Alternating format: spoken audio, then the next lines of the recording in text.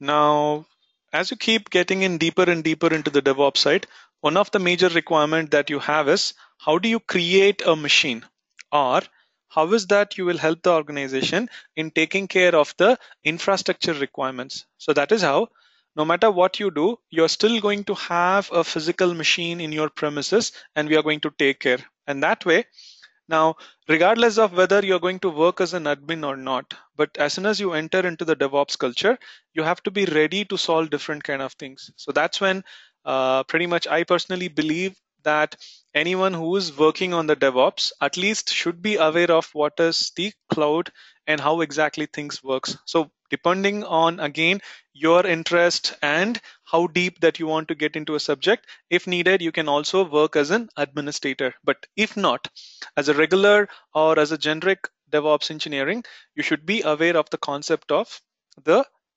cloud system.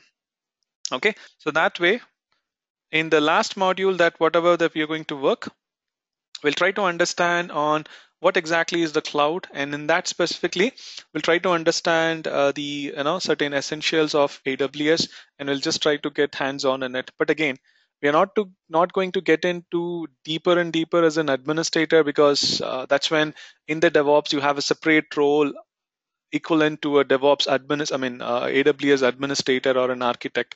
So that is when you need to get very deep and you will be working only on that. But other than that, if you want to do any automation, and in that if you need a machine, you should be comfortable to create in the cloud or in the AWS. So that's the level that pretty much for the next couple of sessions, we'll try to understand the essentials of whatever is needed for us to automate a process in AWS. Okay, so before we just try to get in deeper into this, let's try to understand first what exactly do you mean by your infrastructure. So in an organization, if you say that you need an infrastructure, or if you say that they need a data center, what and all do they need? So for any kind of work that we are going to do, the first thing that we need for that is an application, right? So basically you're doing a development, or you're doing a testing, or you're building some project, or doing some management, anything that you're doing, you need an application or a software. With respect to that, you'll be doing certain activity.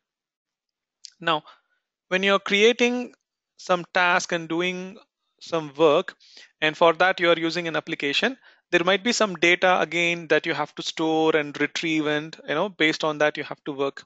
So that's when an application will be talking to a database, and it will be trying to help you to store the data and get back the data whenever you need using this application. Now, when you have an application and a database, where exactly are you going to keep this? So that is when, for running this, we need an operating system specific to what is our use case. So you might be having a Windows machine or a Linux machine or pretty much Mac, based on what is our requirement. Now we'll be having an operating system, and on top of that, we'll be having these applications running, which a user will be accessing. And now when you say an operating system, to have an operating system, you need particular hardware, and only on top of that, you're going to install these OS, and on top of that, the application which a user will be working. So that is when you say a data center, it is nothing but a collection of all these things together, where it varies depending on different kind of configurations of the OS, the hardware, and the application we are going to work. So that is when we say that in an organization, we are going to set up a data center or an infrastructure, it's not just about only the machine or the application, but it is a combination of all these things together, only which we call it as a data center, which an organization will be using to serve different needs for a user internally or an external customer. So that way, now if an organization has to set up a data center, so when I say data center, it is nothing but a lab or a place in a company where they are going to keep all the servers and maintain. So that is what we call it as data center, where all the data about your organization is stored and maintained in terms of the machines. So as of now, what currently an organization does, they will be having a separate floor or separate building in which they will be keeping all the servers and maintaining it. So that way, now we will be having an infrastructure which is being maintained on premises. On premise means it is on the same location of the company where we are going to work. We will be having one more building or one more floor in which we are going to keep all the servers and maintain. So that is what we call it as on premise. So within the company, you will be maintaining the infrastructure. So now let's say when an organization is trying to create a project, they might expect that there is certain number of people who are going to work on it. Then based on that, now what will they'll do is they'll have to procure whatever machines or the operating system that they have to set up and configure, so that whatever the use case that they have and how many number of people that they are expecting to work, based on that they'll be working. Now let's assume that when the project is first created, we might have a requirement where around 1,000 users are going to work. Now, as the business keeps growing, the next year, let's say for the same product, we might have to increase the number to 2,000 users. And based on that, what will happen?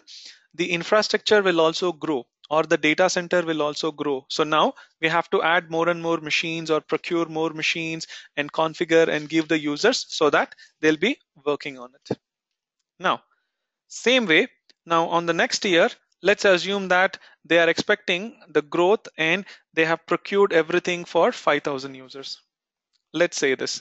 Then what will happen? People will be working.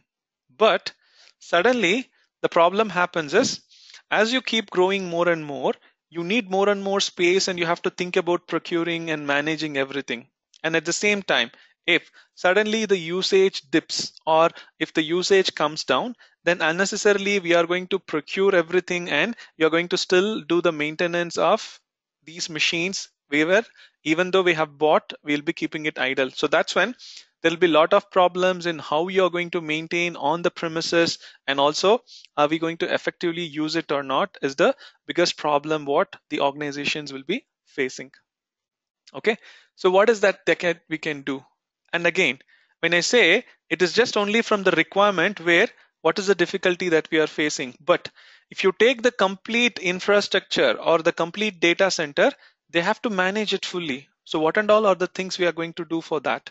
So if you look for a business requirement wherein if there is a company or an organization for which you are going to create a data center, the first thing that we need to make sure is there is a high availability of whatever machines or the services that we have inside the data center.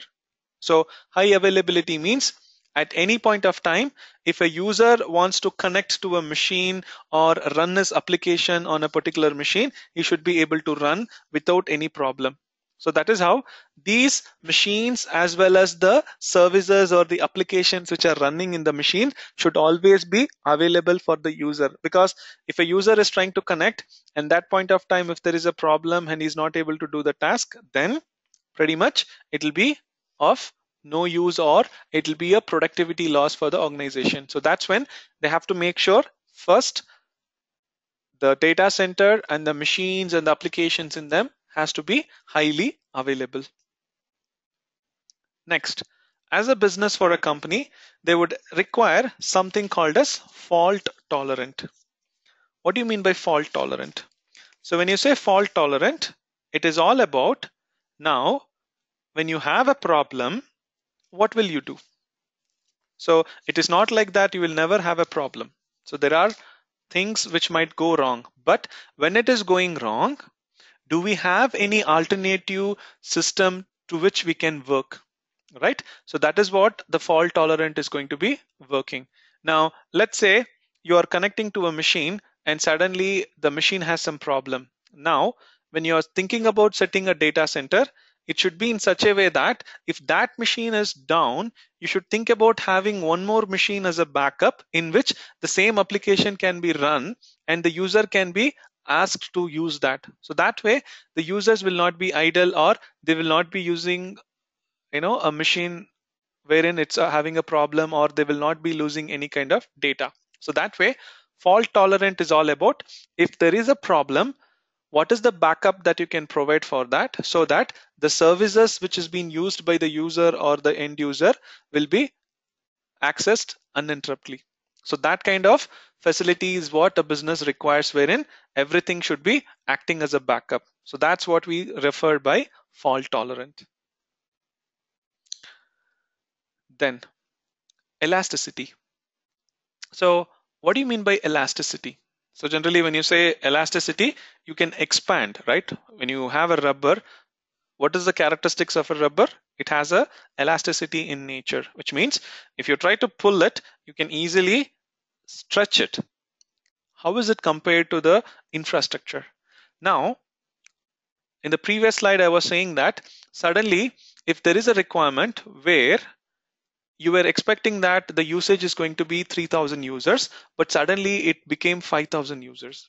Now, in order to get everything's done, you will have to spend a lot of time in procuring everything and then configuring and then investing your time and the maintenance in it. Whereas it is going to take a lot of effort. But let's think about some kind of service where you're trying to access web applications or the websites like Amazon, or you're trying to access Flipkart. What will happen if there is some sudden load?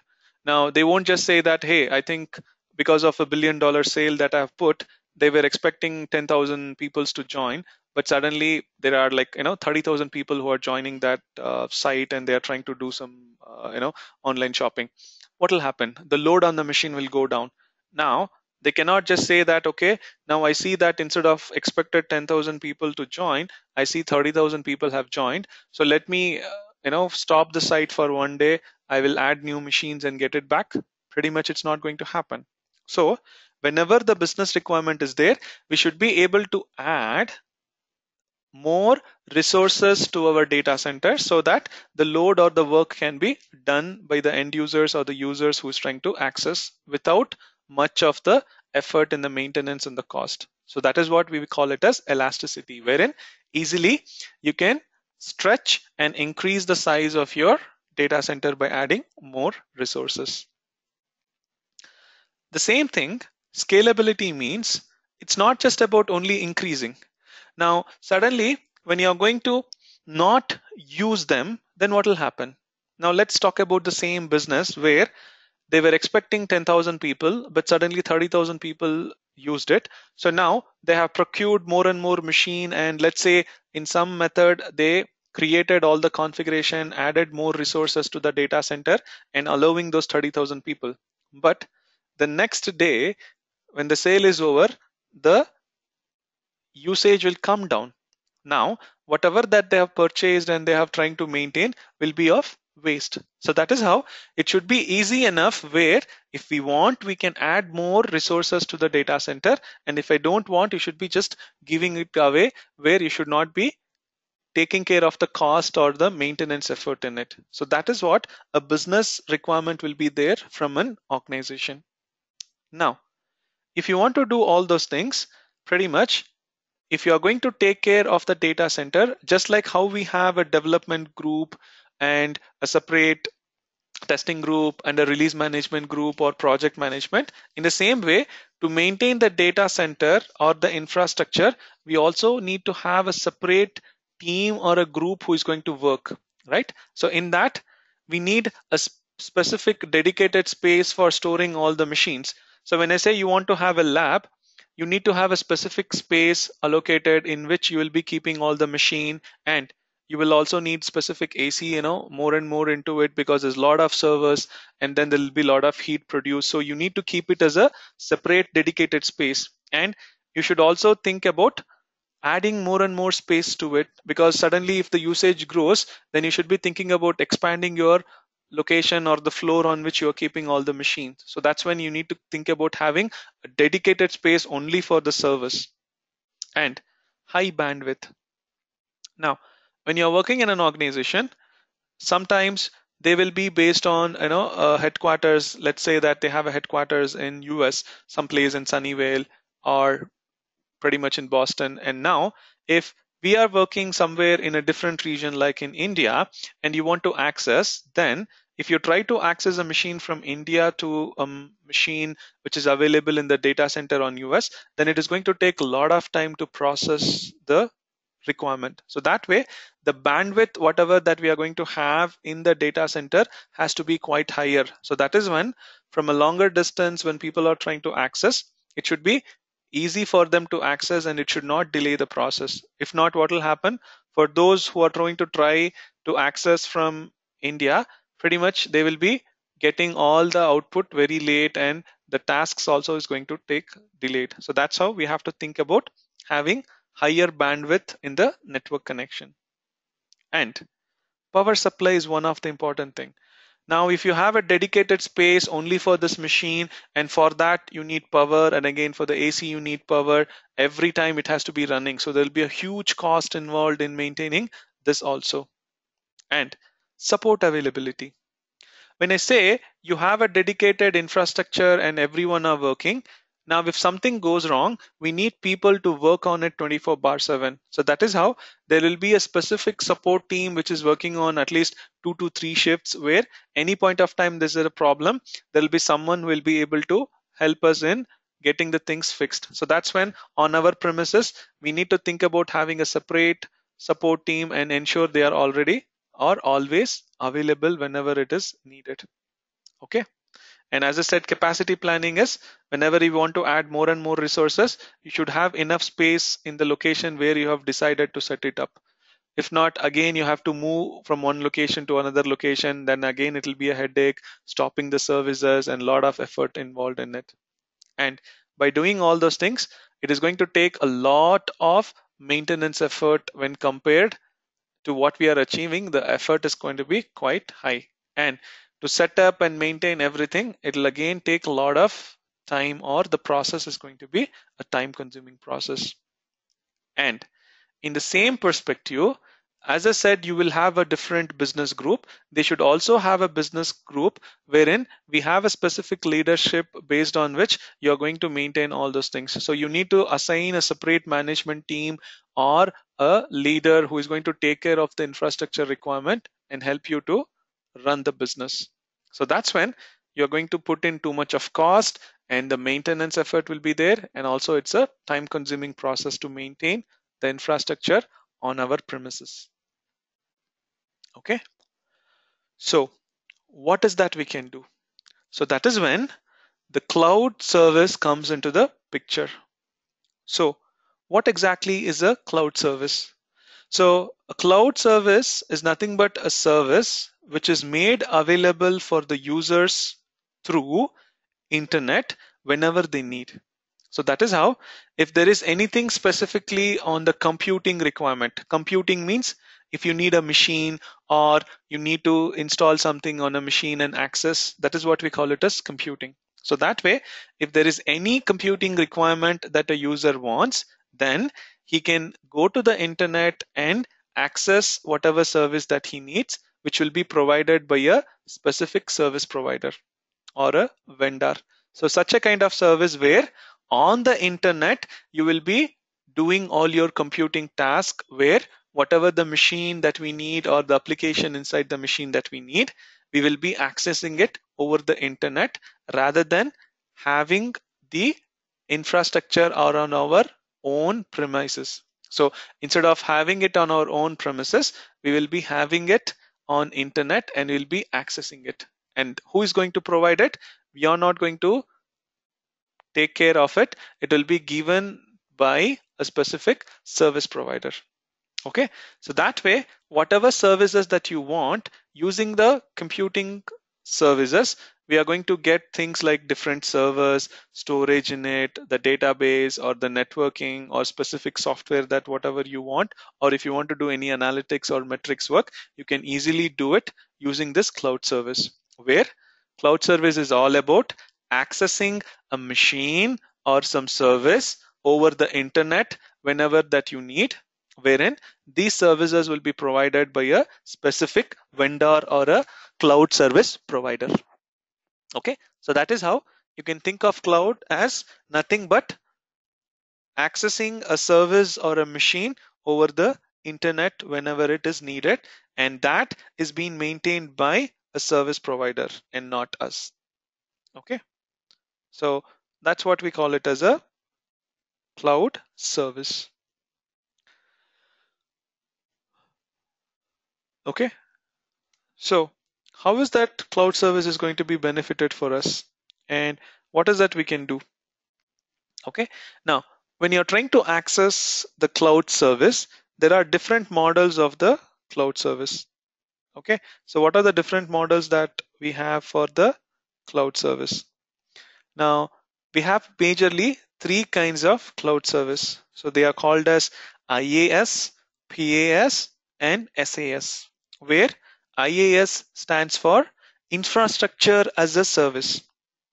PaaS stands for platform as a service, and SAS stands for software as a service.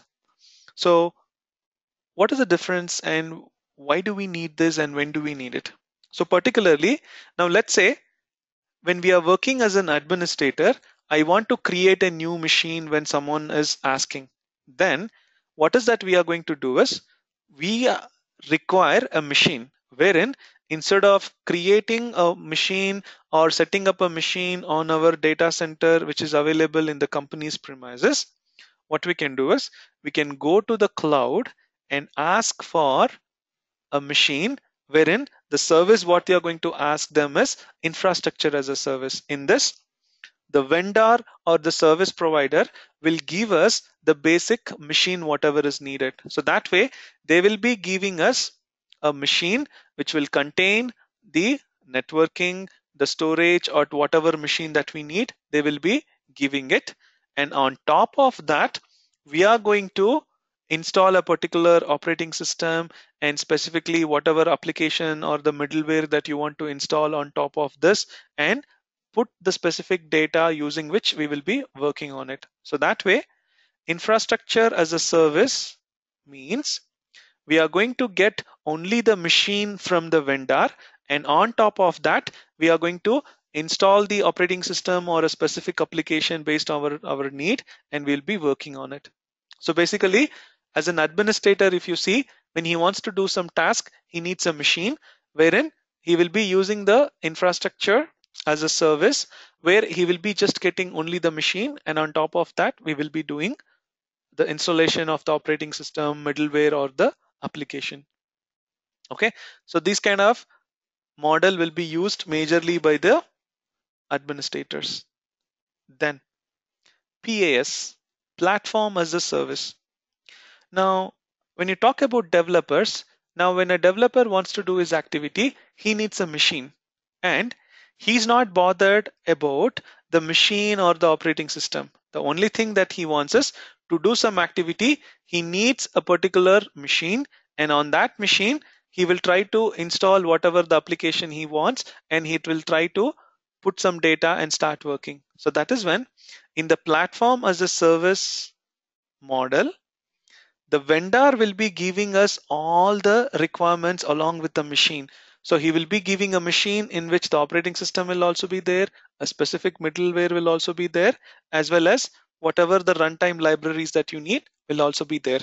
So the only thing the user will do is on top of this, he will be just installing some particular application as he need and use the data to store on this. So that way, this will be used generally by the developers, or these kind of services will be used by developers where they will be getting the complete machine and the operating system and the middleware by the vendor. On top of that, they are just going to install the application and put some data based on their need. Okay, so this is platform as a service. Whereas we also have one more called as software as a service. What do you mean by software as a service? Now, as a user, let's say I'm not interested about any machine or what anything that you're going to install. All I want is I just want to access some application, wherein if you go with the software as a service, now the vendor will not only give the machine and install the operating system, but specifically whatever the application that you want will also be installed on the same machine, where you will just go ahead and access the service. For example, Gmail. If you think, in order to access Gmail, we are not actually having a machine separately installed, and on that we are not thinking about installing some software and accessing, right? It is a web application which is already running somewhere. So simply if I go and access, I'll be able to use it. In the same way, if there is a particular application which you want to use, rather than you creating a machine and installing everything on top of that and then accessing, you can think about using the SaaS service model, where you will be having everything, where when you get a machine from the vendor, you will be having all the operating system in it, as well as all the applications, whatever that you want to access, that will be pre-installed and you'll be using it directly. So that's how generally when an end user is going to use, then the service that they will be requiring is the software as a service. Okay. Now, to just make it a little more clear, let's try to compare it with buying a car. Okay, now how can you compare buying a car with the service model that you have? Suppose if we are going to buy a car and use it for our own purpose, then we will be owning the car, which means we will buy the car and we will keep it in our house or in our flat, and we will try to maintain. So that is when on your premises, that is on your home, you're going to keep the car. But whatever that it takes, everything will be maintained by us, wherein we'll have to do the financing for the car, and then as it goes to the depreciation over the years, we have to take responsibility out of it. And then if you want to do any kind of servicing or taking care of insurance or road tax, everything has to be done. And additionally, the fuel, whenever you want to drive, you have to put it up, and any tolls that you're getting on the road, you're going to pay for that. And if you're thinking about hiring a driver, once again, for that also we are going to pay, where everything is going to be taken care by the user itself. This is the default model on which we are going to be working in a data center, where everything will be available in our data center. As and when some requirement comes, we'll be adding more and more to the same premised machines. Now, when you talk about infrastructure as a service, think about leasing a car. So when you lease a car, what and all you will get? The car will be provided by the who? The service provider or the vendor. And where, what is that we are going to do? He's just going to give only the car, and whatever the finance it is needed for buying the car, he will take care, and he will just take the car from them. Whereas from that, we are going to take care about all the other things like servicing, taking care of the insurance, the fuel of it, whatever tolls that we are getting, everything we will have to pay. And also if we need a driver, we have to pay for that. So that is when infrastructure as a service, you are just taking only the machine. Similarly, you are going to take only the car, and the rest of the things will be taken care by us, and the car will be given only by the vendor. The same thing if you go to platform as a service, you can think about hiring a car. So when you say hiring a car, you will be hiring it for 1 week or 2 weeks, where now in addition, by giving the car, he will also take care of the servicing, the insurance, the road tax, or any fixed age maintenance that you have to do. Everything will be done by the service provider or the vendor. So only thing what we are going to do is, other than paying for it, we are going to take care of the fuel charges by filling it, and any road tolls that you go through that you have to pay, or also for the driver you will be paying. So that is how you can think about the platform as a service for hiring a car. And the same thing, if you want to compare software as a service, then you can think about taking a taxi for a short distance whenever you need. So that's how, let's say if I want to travel from one place to other place, I'll just take a taxi, where everything is given by the vendor or the service provider, where we don't have to worry about anything. So same thing in the car, not only the car. So whoever we are going to use it for the taxi, that guy has to take care of buying the car, finance, and whatever problems that happens in servicing in it, the insurance, the road tax, the fuel for it. Okay, everything will be taken care by that vendor or the taxi owner from which we are trying to take everything. So we are just going to pay only for the time we are traveling. So that's how you can compare the software as a service in terms of taking a taxi, wherein everything will be given by the service provider. So all we have to do is just go and access the services. Getting it? On what exactly do we mean by the three different types of service model? That is IaaS, PaaS, and SaaS.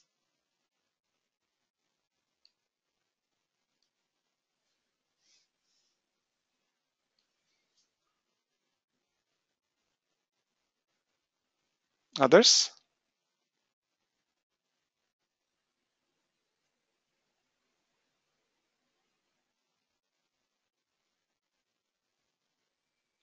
Is that clear?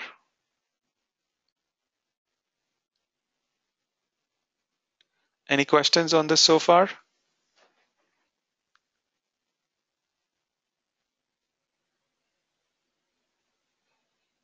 No, Adam, everything is clear.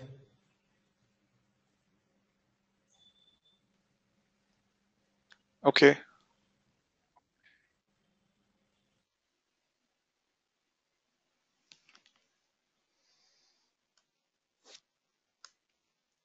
Okay. So now coming to the actual point. So when you say cloud, there are a lot of service providers in the cloud, as we know. And one among them and the popular ones are AWS or Amazon Web Services. So AWS or Amazon Web Services is a subsidiary of Amazon.com. So primarily whatever the site that we are using for purchasing or online shopping, Amazon.com. So they are the ones who have created this Amazon Web Services, and from them is what we will be using this cloud. So Amazon.com is the cloud service provider, where whatever the service that we are giving is what we call it as Amazon Web Services. Okay, wherein it is a on-demand computing environment which is available on the internet. So basically now if you try to think about having the service over the internet, the advantages is cost effectiveness, where we are not going to keep everything in our premises. So it will be available in the data center of Amazon, where we are going to access it using internet. Again, we don't have to worry about where they are keeping and how they are maintaining. And if we need a machine, we are just going to go to the AWS and say that, hey, over the internet, I need a machine, and they'll be giving you a machine. And if you don't want, you're just going to not use it. So that way, you're going to pay only for what you're using and when you need it. And then elasticity and agility will be quite easy, because whenever you want to scale up your business, immediately you can do it, wherein rather than setting up everything on the premises, it'll be quite easy where if you go to AWS and say, hey, I need a machine, within a couple of seconds, it'll be giving you a machine, or you can automatically set up the configuration in such a way that whenever it is needed, it'll be creating new machines by itself. And agility, it is not like it is going to take a lot of time for it, and everything will be happened immediately, so that if there is a problem and for that you need more machines, we are going to do a auto configuration using which AWS can help us to set up the machines. And it's kind of flexible for us, where if you're trying to get a machine, sometimes there are also concept where you have to either procure the machine completely, or you can also lease certain resources, wherein you are going to put some agreement and pay them for that much of duration. But here it is nothing, and it's everything is open. So if you want to use a machine, you're just going to pay based on how long you're going to use, and if you don't want, you can stop using the service and you will not be charged for it. So that's how it's quite flexible for an organization. And it's quite secured, wherein just like how we are going to have all the machines in our premises, we are going to create a specific network for an organization which is needed, so that we do not allow anyone else outside the network to access. So that way AWS is quite secured, wherein we will not be leaking the data from our machines in the AWS cloud. And compared to what we can have the machines in our data center, it's quite reliable and high performance. Because if, let's say, there is a problem, now again, the problem is not inevitable and something goes wrong, it will be the responsibility of the AWS to take care. So that is how they will have lots and lots of backups, and things are going to work in a better way, where if something is not working, they will help us to get it fixed by an alternate machine, and from that we will be working. And going back to the performance. Now, in our scenario, when we are going to keep a data center, let's say in US, and you're trying to access from your Indian office, then it is going to take a lot of time to work. Whereas in the AWS, we can access a machine which is close enough to our region. So rather than setting up a on-premises data center on a particular longer location, you can try to create the machine over the internet, on which they have different regions which is available, which is close to our working place. So you can try to use anyone which is close by our region where we are working, so that the accessing and the process of task that we are going to do will be quite faster. So that's how we'll be getting a higher performance of the activities that we are going to do. Okay.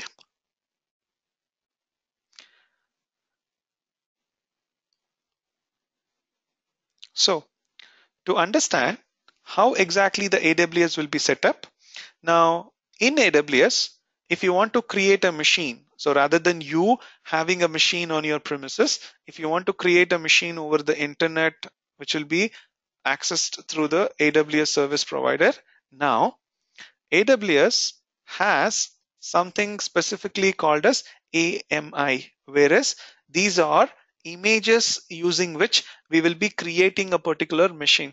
So if you want to create a machine, they have lot of templates or images based on which what kind of CPU you need, what kind of processors that you want, everything will be available in this AMI. So this is going to be like a template where based on what is that you need, you can specify and get access. And whatever the machines that you're going to create over the internet will be created based on these images or the templates. Okay, wherein this machine, whatever that we are going to create, which is called as instance, will be created based on this template, and these instances or the machines will be having exactly the configuration what you have put in the template. Okay, so like that, all these machines is going to be stored in a data center, just like how we have a data center in our premises.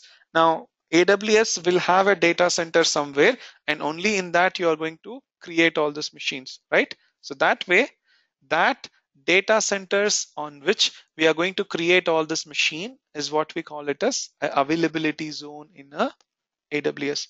So availability zone is nothing but it is a data center, just like how we are maintaining, they will also be maintaining it, in which you are going to create the machine over the internet. And now, in order to make sure that everything is highly available and fault tolerant is prevented, now we need to have lot of backup, right? So that's how what AWS will be doing is they will not be just having one availability zone. They'll be having many availability zone, so that if something goes wrong in this availability zone or data center, you can actually put the data into some other availability zone which is close by this, and you can replicate the environment and ensure there is accessibility to the user always. So like this, now you are going to create something called as a region, where you put 2 to 3 data centers or availability zones and create a region. So whenever you are going to work on something in AWS by accessing a machine, you will be trying to access the machine using a specific region on which it is created. So like this, when you say a region is nothing but 2 to 3 data centers together in some location, which will be called as a region. So that if something goes wrong in that one availability zone, you can think about having another availability zone as a backup of it. So like this, AWS is all about different regions, where you have to choose a particular region which is close by to you, and based on that, it will be creating a machine under a availability zone or a data center.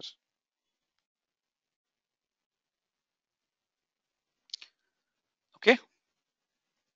So if you look at this diagram, this gives you a current overview of what and all are the AWS regions which is currently available, from which we can try to create an instance or a machine. Okay, and wherein these are the new regions on which they are planning to come up with the new data center or the region in which they will be having the availability zone. Pretty much now in India, they were thinking a long back about creating, but as of now, they have created a region in Mumbai. So now, if you are going to create a machine, pretty much for your production, you have to choose this region so that all the machines that we are going to create and access through the AWS will be available in this region itself. So corresponding to where you are working, whichever region is close by to you, you have to choose and create the machines in that. And whatever the numbers that you're seeing here is nothing but the number of availability zones or the backup for your data center which is available there. So depending on the use case, they have increased or you have set up the number. There is no hard coded rule saying that you should be keeping this, but depending on the usage, they are going to create more regions under, they are going to create more availability zones for the same region.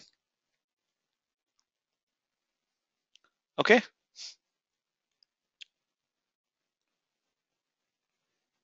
Is that clear?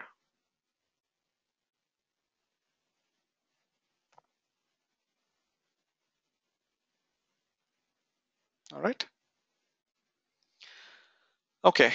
Now, when you say we are going to use AWS and you are going to pay only for the time that you're going to use, then it will not be feasible for anyone to pretty much understand it and learn and practice. So that's when AWS is going to give us something called as AWS free tier, where we will be having a limited free usage to some of the AWS services, which we can use for learning or for experimenting or to get a hands-on to understand how the AWS services will be there. We are going to use it. Okay. So that is how for our practice also, or whenever you want to learn something, you can make use of this free tier account. Okay.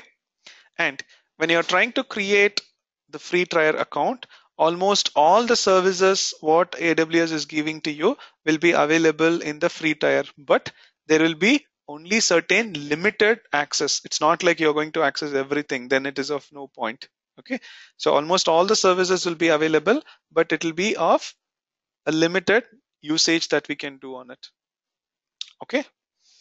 Then the free account or the free tier that you're going to create will be valid for 12 months from the date that you are going to create your account.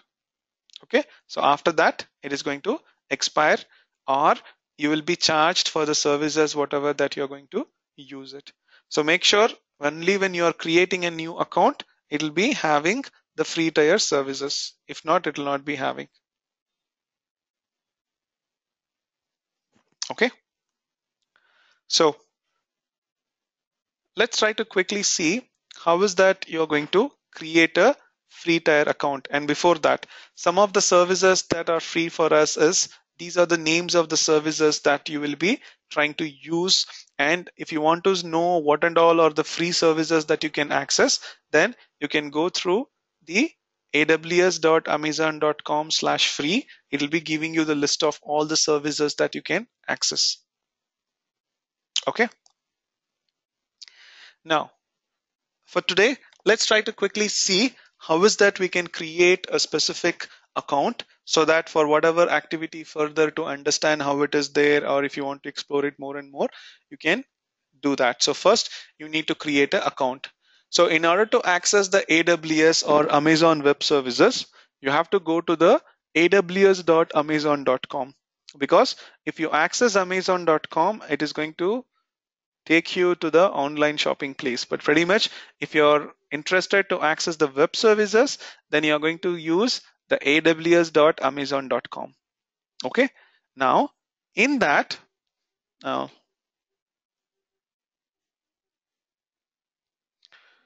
so this is the page that you'll be getting it. And now if you click on the sign on console, there you will be getting an option where either are you an existing account holder or you are a new user.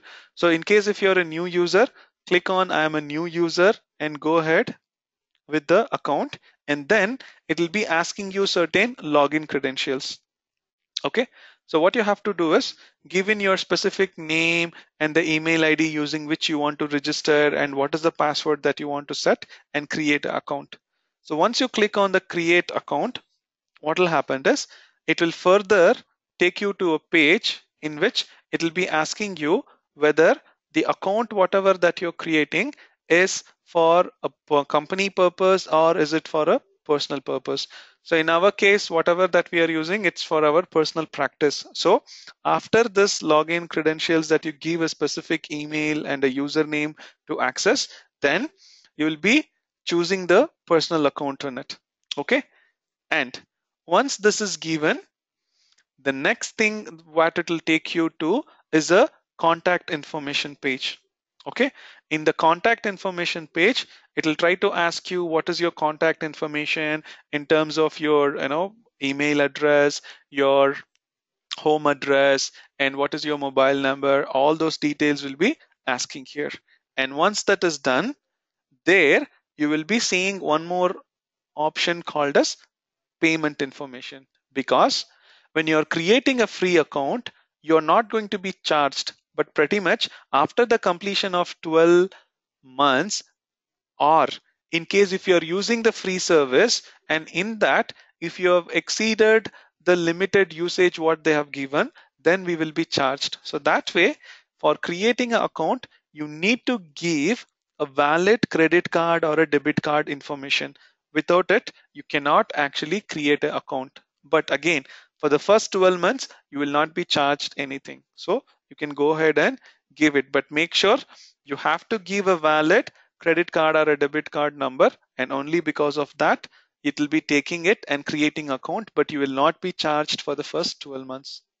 Okay, so once you give the specific details, then at the last step for the verification, it is going to ask you to identify your verification by sending a pin to you based on what contact information that you have given. So basically, if you have given certain details on the phone number, then you will be getting a call or SMS based on what verification that you want. So once you give that verification, and the last step that you're going to do is what kind of plan that you're trying to use to work on AWS. Here, you're just telling what is the type of account, but here you are telling what is the plan that you're going to use. Whether it is a free account or you are trying to use it for 1 month or 2 months, based on that, you will be charged. But in our case, since we are going to use a free tier, then you have to choose the basic support plan where there is no fees, or you have to choose the free tier account. So this plan will ensure us that we will be having the limited usage for all the services, and we will not be charged anything for it. Okay, so that is how. Please make sure when you are choosing a support plan, you will be using this basic, that is the no fees or the free tier account. So that is when you will not be charged. And further, once you have choose this and when you close it, the account will be created. So that is how you can go ahead by signing in into the AWS account. Okay, so the next time after you have created, if you come back to the same console here, you will be giving the specific email ID that you have used or the mobile number that you have chosen, and what is the password that you are giving.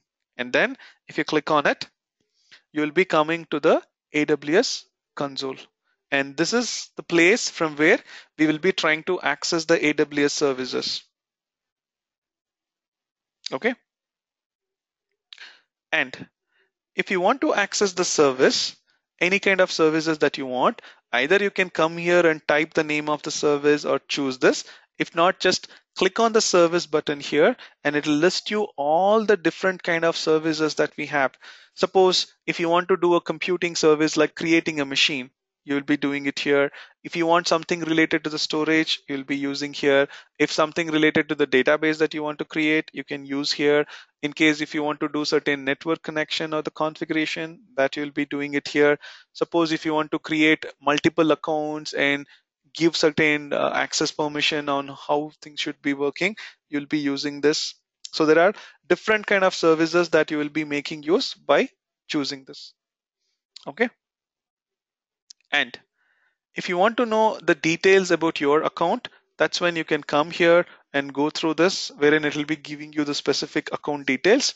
But there's one important thing that it will be very helpful for you is if you click on the support, you have a documentation where if you click on the documentation, you'll get a wonderful list of documentation for each and every task that you want to know in AWS. Okay.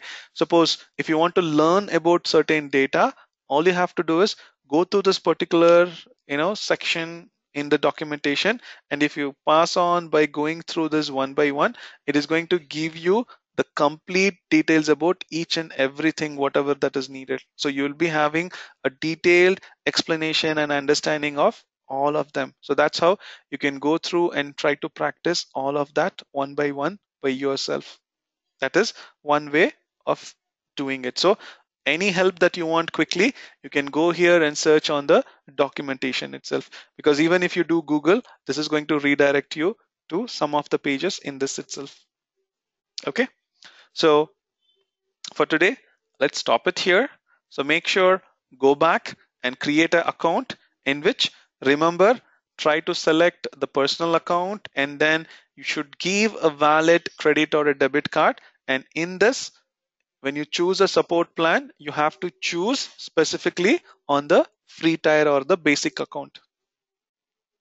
Okay.